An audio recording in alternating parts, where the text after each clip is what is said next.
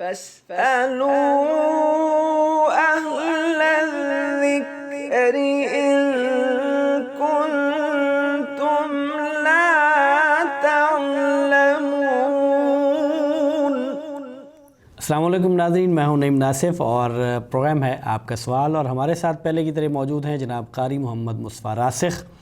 ناظرین، طہارت کے موضوع پر ہم نے اس کے مختلف پہلو اور مختلف مسائل جو تھے وہ آپ کے سامنے رکھے، اور آج کا جو پروگرام ہے یہ اسی پروگرام کا تسلسل ہے جس میں انشاءاللہ تعالی ہم غسل کے بارے میں، غسل کا طریقہ کیا ہے اور کن کن امور پر غسل واجب ہو جاتا ہے، آج انشاءاللہ تعالی یہ تمام مسائل ہم آپ کے سامنے رکھیں گے۔ ہمارے ساتھ پہلے کی طرح موجود ہیں جناب قاری محمد مصطفیٰ راسخ صاحب۔ قاری صاحب السلام علیکم ورحمۃ اللہ وبرکاتہ۔ وعلیکم السلام ورحمۃ اللہ وبرکاتہ۔ آپ خیریت سے ہیں؟ الحمدللہ۔ ہم نے اپنے جو پروگرام تھے اس سے پہلے دو پروگرام، اس میں طہارت پہ ہم نے بڑی سیر حاصل گفتگو کی، اور آپ نے آپ کے سامنے سوالات رکھے اور آپ نے اس پہ ہمیں شرعی رہنمائی دی۔ اچھا شیخ، آج کے پروگرام کا آغاز ہم کرتے ہیں، غسل کیا ہے اور یہ واجب کب ہوتا ہے؟ بسم اللہ الرحمن الرحیم۔ غسل اصل میں عربی زبان کا لفظ ہے، غسل یغسل، جس کا معنی ہوتا ہے کسی چیز پر پانی کو بہانا، اور شرعی اعتبار سے آپ کہہ لیں کہ جب کسی انسان پر ان امور کے باعث جن سے غسل واجب ہوتا ہے، جب وہ امور اس میں پائے جائیں تو پھر جسم کے اوپر پانی بہانا اور جسم کو دھونا اور جسم کو ملنا، اس کا نام غسل ہے۔ تو غسل کو واجب کرنے کے اعتبار سے قرآن و حدیث کے اندر چند ایک چیزیں جو ہیں نبی مکرم صلی اللہ علیہ وآلہ وسلم نے بیان فرمائی ہیں۔ غسل کے واجب ہونے کا سب سے پہلا سبب جو ہے وہ احتلام ہے۔ اب یہ احتلام مرد کو ہو یا عورت کو ہو، جب کسی شخص کو احتلام ہو جائے تو اس کے اوپر غسل جو ہے وہ واجب ہو جاتا ہے۔ ٹھیک ہے۔ احتلام ہو جائے یا اس کی منی خارج ہو جائے جاگتے ہوئے، وہ کسی بھی ذریعے سے ہو، تو مرد ہو یا عورت ہو، ان کے اوپر جو ہے غسل واجب ہو جاتا ہے۔ دوسرا جو ہے جماع کرنا، جب میاں بیوی جماع کریں، اور اس میں پھر خاص طور پر یہ بات یہ ہے کہ اگرچہ انزال ہو یا نہ ہو، ٹھیک ہے، مطلق التقاء ختانین یعنی دو ختنوں کا آپس میں مل جانا، دو شرمگاہوں کا آپس میں مل جانا، اس سے بھی غسل جو ہے وہ واجب ہو جاتا ہے۔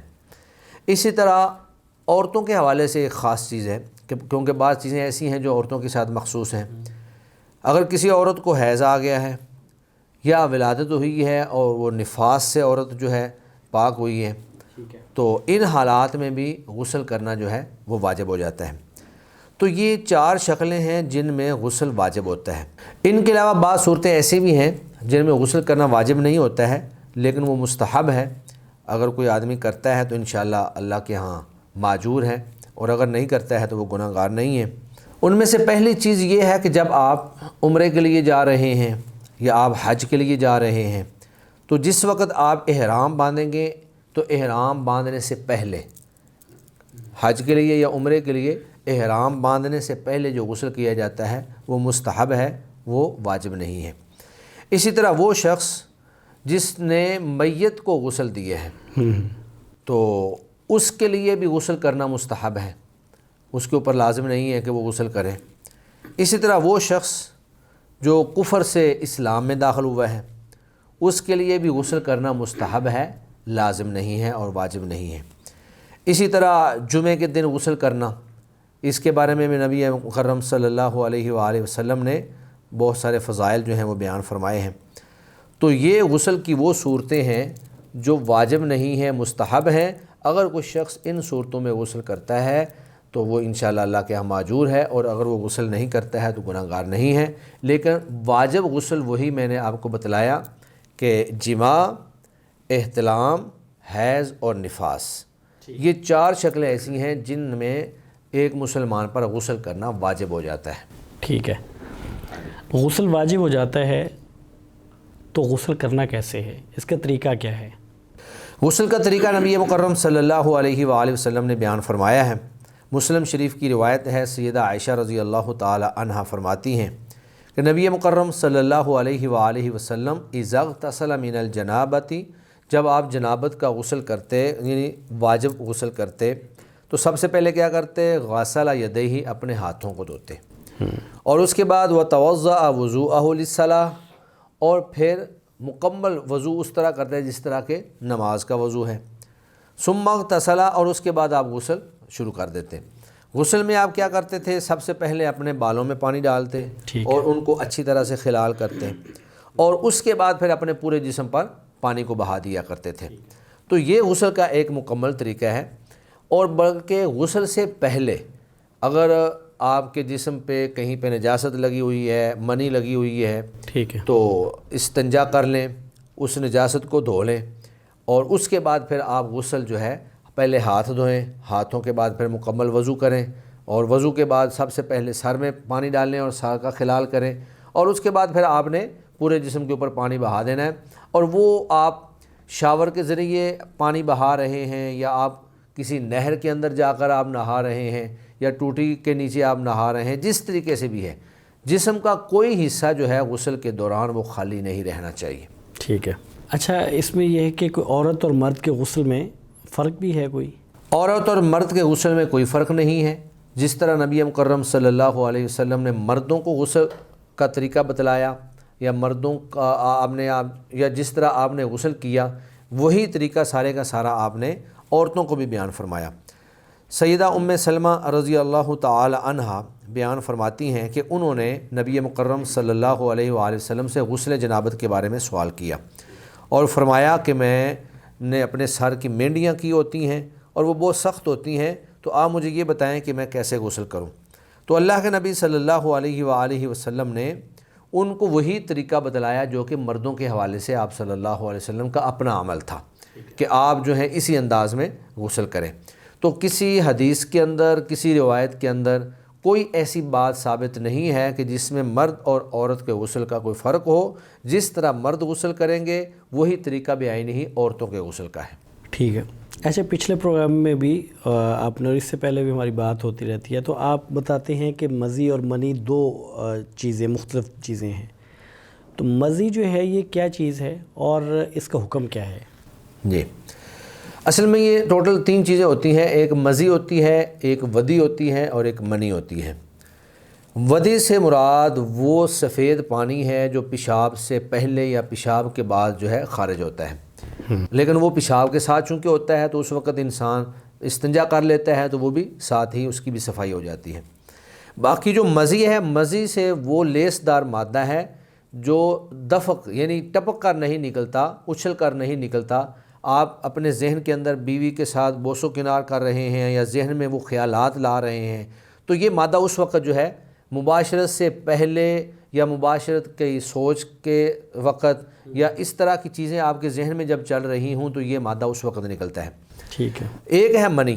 منی تو وہ پانی ہے جو احتلام یا جماع یا کسی بھی غیر فطری طریقے سے اگر آپ اس کو خارج کرتے ہیں تو وہ دفق کے ذریعے یعنی ٹپک کر اچھل کر نکلنے والا پانی ہے، جس کے بعد لذت انسان کو محسوس ہوتی ہے۔ تو ان تینوں کا الگ الگ حکم ہے۔ جو ودی کا پانی ہے وہ تو استنجا کے ساتھ ہی اس کی صفائی ہو جائے گی، لیکن جو مزی ہے، مزی کا پانی نجس ہے، اور اگر یہ آپ کے جسم کے اوپر، آپ کے لباس کے اوپر لگ گیا ہے تو اس کو دھونا لازم ہے، ورنہ آپ کا جسم اور آپ کا لباس پاک نہیں ہوگا۔ لیکن مزی کے پانی سے آپ کے اوپر غسل واجب نہیں ہوتا ہے۔ اگر مزی خارج ہوئی ہے تو پہلے تو وہ جہاں جہاں مزی لگی ہے اس کو دھویا جائے گا، جسم پہ لگی ہے یا لباس پہ لگی ہے اس کو دھوئیں گے، اور اس کے بعد پھر آپ استنجا کریں گے، اور ہر نماز کے لیے آپ وضو کر کے نماز ادا کریں گے۔ سیدنا علی رضی اللہ تعالی عنہ فرماتے ہیں کہ میں ایسا شخص تھا کہ مجھے بہت زیادہ مزی آتی تھی، اور مجھے یہ شرم آتی تھی کہ میں اللہ کے نبی سے سوال کروں، کیونکہ آپ صلی اللہ علیہ وسلم کی لخت جگر سیدہ فاطمہ رضی اللہ تعالی عنہا میرے نکاح میں تھی۔ میں نے مقداد بن اسود رضی اللہ تعالی عنہ سے کہا کہ آپ اللہ کے نبی سے سوال کریں، تو اللہ کے نبی صلی اللہ علیہ وسلم نے فرمایا یغسل ذکرہ ویتوضأ، کہ وہ اپنے ذکر کو، شرمگاہ کو دھو لیا کریں اور وضو کر لیا کریں۔ تو گویا کہ مزی نکلنے سے غسل واجب نہیں ہوتا ہے، لیکن مزی ہے نجس، اس کو دھونا لازم ہے، کپڑوں پہ لگ جائے یا لباس پہ لگ جائے۔ اس کے مقابلے میں جو منی ہے، منی نجس نہیں ہے، اگر آپ کے کپڑوں پہ خشک ہو گئی ہے تو آپ اس کو کھرچ کر بھی گزارا چلا سکتے ہیں، لیکن جب منی نکلی ہے تو منی سے غسل واجب ہو جاتا ہے۔ جب تک آپ غسل نہیں کرتے ہیں آپ پاک نہیں ہو سکتے، آپ نماز نہیں ادا کر سکتے، آپ کے لیے غسل کرنا واجب ہے۔ ٹھیک ہے، اچھا غسل جب تک آپ نہیں کرتے آپ پاک نہیں ہو سکتے۔ اب ایک شخص مریض ہے جی اور اس کا مرض بھی ایسا ہے کہ وہ پانی نہیں اپنے اوپر بہا سکتا، جی، تو وہ پاک کیسے ہو؟ مریض آدمی کے اوپر اللہ رب العزت نے تکلیف جو ہے اس کی استطاعت کے مطابق جو ہے وہ لازم کی ہے۔ ایک بندہ اگر غسل کرنے سے اس کے مرض کے بڑھنے یا اس کی ہلاکت کا اندیشہ ہے تو وہ پانی استعمال نہ کرے، وہ تیمم کر لے اور تیمم کے انداز میں جو ہے وہ طہارت حاصل کر سکتا ہے۔ تو حدیث کے اندر یہ موجود ہے کہ حضرت عمار رضی اللہ تعالیٰ عنہ اور حضرت عمر فاروق رضی اللہ تعالیٰ عنہ اکٹھے سفر کر رہے تھے، اتفاق سے دونوں کو ہی احتلام ہو گیا۔ اب وہاں پر پانی موجود نہیں تھا، تو حضرت عمر رضی اللہ تعالیٰ عنہ نے ایسے کیا کہ وہاں پر ریت کے اوپر لیٹنا شروع کر دیا تاکہ پورے جسم کو مٹی لگ جائے اور مجھے ایک غسل اور طہارت جو ہے وہ حاصل ہو اور جائے۔ اسے پلٹا کھاتے رہے۔ ہاں، پلٹا کھاتے رہے۔ جبکہ حضرت عمار جو تھے انہوں نے ایسے کیا کہ وہاں پر لیٹے نہیں، آگے جا کر تھوڑے سفر کے بعد ان کو پانی دستیاب ہو گیا تو انہوں نے وہاں پر جو ہے نہا لیا، غسل کر لیا اور انہوں نے نماز ادا کی۔ جب نبی مکرم صلی اللہ علیہ وسلم کے پاس پہنچے اور اس بات کا تذکرہ کیا تو اللہ کے نبی صلی اللہ علیہ وسلم نے فرمایا کہ تمہارے لیے اتنا ہی کافی تھا کہ تم وہاں پر تیمم کر لیتے۔ تو گویا کہ تیمم جو ہے پانی کی عدم موجودگی میں وہ غسل کا متبادل ہے۔ آپ کا سوال چونکہ مریض کے بارے میں ہے، تو اگر پانی نہیں مل رہا تو جس طرح پانی کی عدم موجودگی میں تیمم جو ہے وہ متبادل ہے، اسی طرح اس مریض کے لیے بھی تیمم متبادل ہے جس کے لیے پانی استعمال کرنا خطرے کا باعث ہے۔ بیماری بڑھ سکتی ہے یا پھر وہ اس کی ہلاکت کا بھی اندیشہ ہے۔ اور ایک حدیث ایسی بھی موجود ہے کہ ایک شخص تھے میدان جہاد کے اندر، ان کو زخم لگا ہوا تھا سر کے اوپر، تو وہ جنبی ہو گئے۔ اب انہوں نے اپنے ساتھیوں سے سوال کیا کہ میں کیا کروں؟ تو ساتھیوں نے کہا جی آپ کو تو غسل کرنا پڑے گا، نہانا پڑے گا۔ تو خیر انہوں نے زخموں کی حالت میں ہی غسل کر لیا۔ اب وہ زخموں میں پانی ڈل گیا تو انہی سے ان کی وفات ہو گئی۔ تو جب نبی مکرم صلی اللہ علیہ وسلم کے پاس آئے تو اللہ کے نبی نے بہت غصے کا اظہار کیا اور آپ صلی اللہ علیہ وسلم نے فرمایا کہ اس کو قتل کرنے والے آپ لوگ ہیں۔ آپ نے ان کو یہ کیوں نہیں کہہ دیا کہ آپ تیمم کر لیں یا اس کو کوئی گنجائش یا رعایت دے دی؟ تو اس سے یہ ثابت ہوا کہ ایک آدمی اگر مریض ہے اور وہ پانی استعمال کرنے کی صلاحیت نہیں رکھتا ہے تو وہ تیمم کر لے، تو یہ تیمم جو ہے یہ غسل کا متبادل ہو جائے گا اور انشاءاللہ اس کو طہارت حاصل ہو جائے گی، جس سے وہ نماز ادا کر سکتا ہے، اپنی باقی عبادات کو بجا لا سکتا ہے۔ ٹھیک ہے، آپ نے اس کا طریقہ بتایا غسل کا۔ اگر کوئی شخص غسل واجب ہے اس پر تو نہر میں یا دریا میں یا نہر میں وہ چھلانگ لگا دیتا ہے، جیسے سوئمنگ پول میں، تو پانی پورا یعنی ڈوب جاتا ہے، اپنے جسم کو گیلا کر لیتا ہے، تو کیا اس سے بھی یہ کفایت کر جائے گا کہ وہ طریقہ ضروری ہے جو آپ نے بتایا؟ چونکہ غسل کرنا یہ بھی ایک عبادت ہے اور اس میں آپ کو سب سے پہلے تو یہ نیت کرنی ہے کہ میں نے غسل جنابت کرنا ہے، اور اس کے بعد آپ بے شک اس کے اندر چھلانگ لگا دیں، لیکن آپ اسی طریقے کے مطابق غسل کریں جو پیارے نبی صلی اللہ علیہ وسلم نے بتلایا ہے۔ مثلا پہلے آپ ہاتھ دھوئیں، کلی کریں، ناک کو پانی لگائیں، یعنی پورا وضو کریں، اور اس کے بعد جب آپ نے پورا وضو کر لیا ہے پھر بے شک آپ پوری ڈبکی لگا دیں اور غوطہ لگا کر آپ نہا لیں، انشاءاللہ آپ کا غسل پورا ہو جائے گا۔ لیکن ابتدا اور سٹارٹ جو ہے وہ آپ نے ویسے ہی کرنا ہے جس طرح نبی مکرم صلی اللہ علیہ وسلم کی سنت مبارکہ ہے۔ اسی طرح ہمارے ہاں شاور ہیں جی، تو ایک شاور کا بھی اس کا مطلب پھر یہی شاور کا بھی وہی ہے جی، ہوگا کہ وہ پہلے وہ ساری چیزیں سارے اعمال کرنے کے بعد پھر وہ شاور کے نیچے ہو جائے یا ٹوٹی کے نیچے ہو جائے اور مکمل جو ہے اپنے جسم کو دھو لے۔ اچھا، اس صورت میں کیا حکم ہے کہ احتلام ہو گیا لیکن تری نظر نہیں آئی، یعنی کپڑوں سے یا مطلب معلوم نہیں ہوا، تو اس صورت میں غسل ضروری ہوگا؟ ایک بندے کو اگر یہ خواب آتی ہے کہ اس کو احتلام ہوا ہے لیکن اس کو تری محسوس نہیں ہوتی ہے تو وہ یہ سمجھیں کہ وہ صرف خواب ہی تھی، اس کو احتلام نہیں ہوا تھا، اس لیے اس پر غسل لازم نہیں ہے کہ وہ غسل کرے۔ ایک خاتون نے نبی مکرم صلی اللہ علیہ وآلہ وسلم سے آ کر سوال کیا کہ یا رسول اللہ، اگر عورت جو ہے اس کو احتلام ہو جائے تو کیا وہ بھی غسل کرے گی؟ تو اللہ کے نبی نے فرمایا کہ ہاں اگر وہ تری کو دیکھے تو گویا کہ احتلام کی علامت جو ہے وہ تری ہے، وہ بے شک مرد کو نظر آئے یا عورت کو نظر آئے۔ اگر تری نظر نہیں آتی ہے، کپڑے بالکل خشک ہیں اور جسم کے اوپر بھی بظاہر کوئی نشان نظر نہیں آ رہا ہے، تو اس کا مطلب یہ ہے کہ آپ کو خواب آئی تھی اور وہ خواب کے اندر آپ کو ایک احتلام ہوا ہے، حقیقت میں وہ احتلام نہیں ہوا ہے، لہذا ایسے شخص پر طہارت کرنا اور غسل کرنا واجب نہیں ہے۔ صحیح۔ ایک شخص پر غسل واجب ہو جاتا ہے تو اس کے پاس کتنا وقت ہوتا ہے غسل واجب ہونے کے بعد کہ وہ غسل کر لے؟ مثال کے طور پہ رات کو اگر ایک شخص عشاء کی نماز کے بعد غسل واجب ہو گیا اس پہ، تو کیا اسی صورت میں وہ سو سکتا ہے کہ فوری نہانے کے بجائے وہ سو جائے اور صبح فجر سے پہلے وہ اٹھے اور غسل کر لے اور پھر نماز پڑھ لے؟ آپ کا سوال جو ہے یہ دراصل دو حصوں پر مشتمل ہے۔ ایک تو یہ ہے کہ غسل کے بغیر کتنی دیر تک وہ رہ سکتا ہے، اور ایک یہ ہے کہ کیا وہ بغیر غسل کیے سو سکتا ہے یا نہیں سو سکتا۔ تو طہارت جو ہے یہ اللہ رب العزت کو بڑی پسند ہے اور مطلوب و مقصود ہے۔ ایک مومن بندے کو چاہیے کہ وہ جتنا جلدی ہو سکے غسل کر لے، جتنا جلدی ہو سکے اس کو ہر وقت پاک اور صاف رہنا چاہیے۔ بلکہ یہ جو احادیث کے اندر یہ ہے کہ بعض صحابہ مثلا بلال رضی اللہ تعالیٰ عنہ ہر وقت جو ہیں وہ وضو سے رہتے تھے۔ غسل تو ایک بڑی طہارت ہے نا، وہ تو مطلب غسل سے پہلے وضو کی طہارت جو ہے وہ جب وضو ختم ہوتا ان کا تو نیا وضو کر لیتے، پھر جب وضو ٹوٹتا تو نیا وضو کر لیتے۔ تو افضل اور اعلیٰ یہی ہے کہ آدمی فوراً طہارت حاصل کرے اور غسل کرے۔ لیکن اگر ایک آدمی سستی کے باعث یا کسی مجبوری کے باعث غسل نہیں کرتا ہے تو غسل چونکہ عبادت کے لیے لازم ہے، تو اگر تو کوئی نماز کا ٹائم نہیں ہے تو وہ اگلی نماز کے ٹائم تک، چونکہ اس نے نماز کو باجماعت ادا کرنا ہے، وہ اگلی نماز کے ٹائم سے پہلے غسل لازمی کر لے تاکہ نماز کا جب وقت ہو تو وہ پاک اور صاف ہو اور وہ نماز کی ادائیگی کر سکے۔ ایک تو یہ بات ہے۔ اللہ کے نبی نے کوئی ایسا وقت نہیں بتایا کہ آپ نے جنابت کے بعد یا جنبی ہونے کے بعد فوراً اتنے وقت کے بعد یا اتنی دیر کے بعد آپ نے غسل کرنا ہے۔ غسل اصل میں طہارت کا حصول ہے جو ہم نماز کی ادائیگی کے لیے ہمیں ضروری ہے۔ دوسری بات یہ ہے کہ ایک بندہ اگر جنبی ہو گیا اور وہ سونا چاہتا ہے غسل کے بغیر تو کیا وہ سو سکتا ہے؟ تو ایسے بندے کے بارے میں اللہ کے نبی نے فرمایا کہ کم از کم وہ وضو کر لے، یعنی استنجا کر کے اور جو نجاست وغیرہ لگی ہوئی ہے اس کو صاف کر کے وضو کر لے اور وضو کے بعد وہ سو جائے، تو اس کے لیے کوئی حرج والی بات نہیں ہے کہ وہ بغیر غسل کے سو سکتا ہے غسل کے بغیر بھی۔ ٹھیک ہے۔ اچھا، اگر سونے کی اجازت ہے تو اس کا مطلب یہ ہے کہ اگر رمضان میں ایک شخص رات سویا ہے اور وہ جنبی تھا تو صبح جب اٹھا، اگرچہ وہی نماز کا وقت نہیں تھا لیکن سحری، اور کیا سحری کھا سکتا ہے ایسا آدمی؟ جنبی آدمی سحری روزہ رکھ سکتا ہے؟ نماز کے لیے تو طہارت شرط ہے، لیکن روزہ رکھنے کے لیے یا سحری کھانے کے لیے طہارت شرط نہیں ہے۔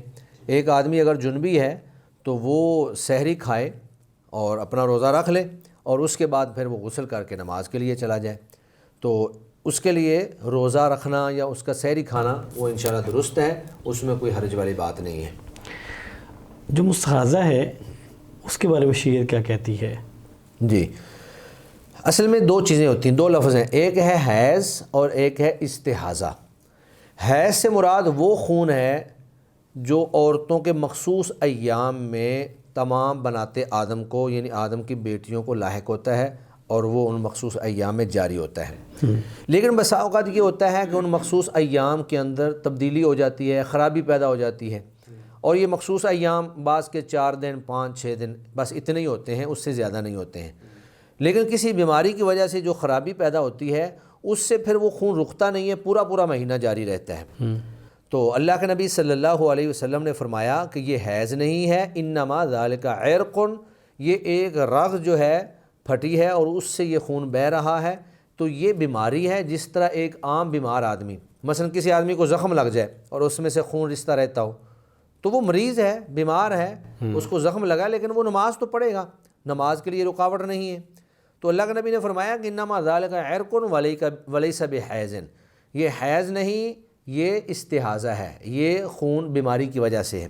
تو ایسا خون جو بیماری کی وجہ سے ہو اس میں پھر اللہ کے نبی صلی اللہ علیہ وسلم نے فرمایا کہ خون کو دھو لو، سیدہ فاطمہ بنت ابی حبیش رضی اللہ تعالی عنہا، ان کا یہ مسئلہ تھا، انہوں نے اللہ کے نبی سے آ کر سوال کیا تھا، تو اللہ کے نبی نے فرمایا فغسلی عنک الدم، کہ خون کو دھو لیں، جہاں خون لگا ہوا جسم پہ نظر آ رہا ہے نا اس کو دھو لیں، ثم صلی، پھر آپ نماز پڑھیں، اور نماز میں کیا کرنا ہے، ثم توضئی لکل صلاۃ، ہر نماز کے لیے وضو کرنا ہے۔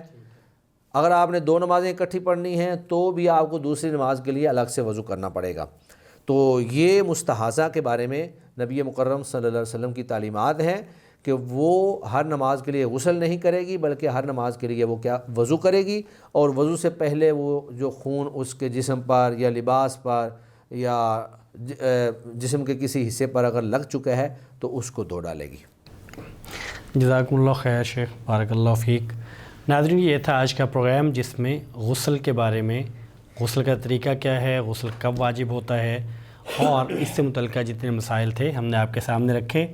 پروگرام کو دیکھیں اور اس کے بارے میں اپنے فیڈ بیک سے ہمیں آگاہ کریں۔ آپ کے سوالات ہوں تو وہ ہمیں ضرور لکھ بھیجیں، انشاءاللہ تعالیٰ ان کو ہم اپنے پروگرام میں شامل کریں گے۔ پروگرام کو شیئر کریں تاکہ یہ دینی رہنمائی کا پروگرام ہے یہ زیادہ لوگوں تک پہنچے، اور انشاءاللہ تعالیٰ اس میں جتنے لوگ جو بھی اس میں حصہ ڈالنے والے ہوں گے، اس کو پروگرام کو کرنے والے، اس میں شرعی رہنمائی دینے والے، اور اس میں جو لوگ ٹیکنیکل جتنے لوگ ہیں وہ تمام لوگ جو اس کو شیئر کرنے والے ہیں، تو انشاءاللہ تعالیٰ تمام اس میں حصے دار ہوں گے۔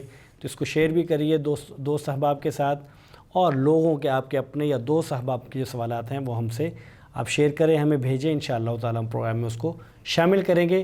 آج تک کے لیے اتنا ہی، آئندہ پروگرام کسی نئے موضوع کے ساتھ ہم انشاءاللہ تعالیٰ آپ کے سامنے حاضر ہوں گے۔ السلام علیکم ورحمۃ اللہ وبرکاتہ۔